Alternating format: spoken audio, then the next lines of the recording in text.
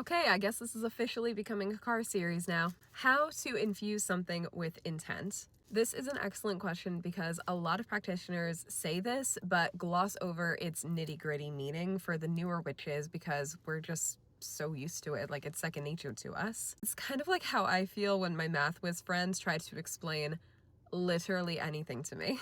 So today we're gonna break it down. Firstly, to infuse something with intent, you first need the intention.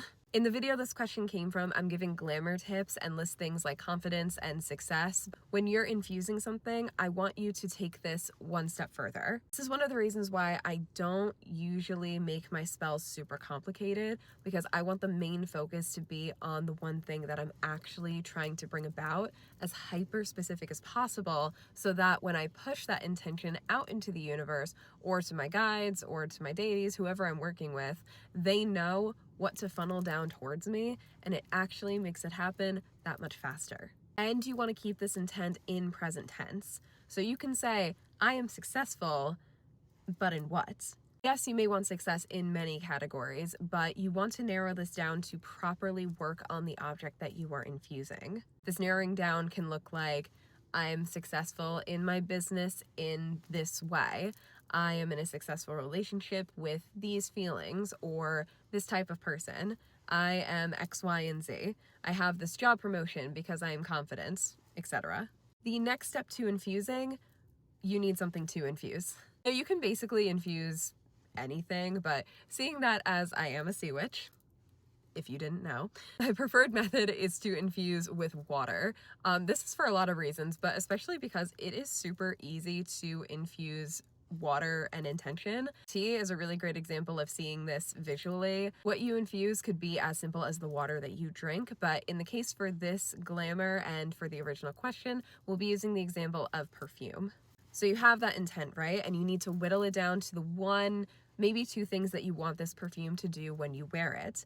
Is it supposed to have an attracting effect on others to magnetize them towards you?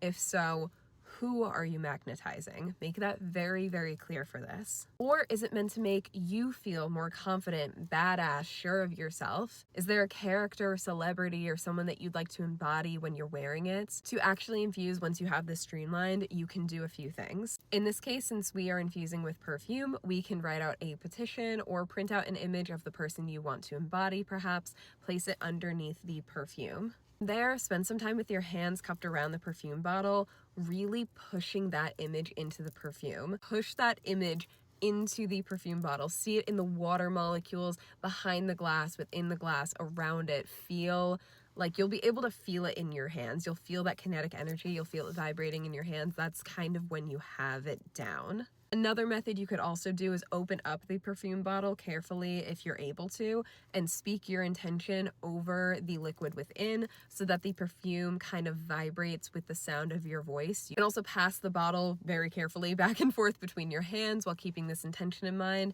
to stir up the energy. Again, you want to get that energy moving. And these are just a few methods. This list really goes on and on. There's so many different ways to infuse things, especially products that contain water. But the important thing here is that you have that intention in your head. You let it infuse into your being as much as possible, because in witchcraft and in sea witchcraft, intent is truly everything.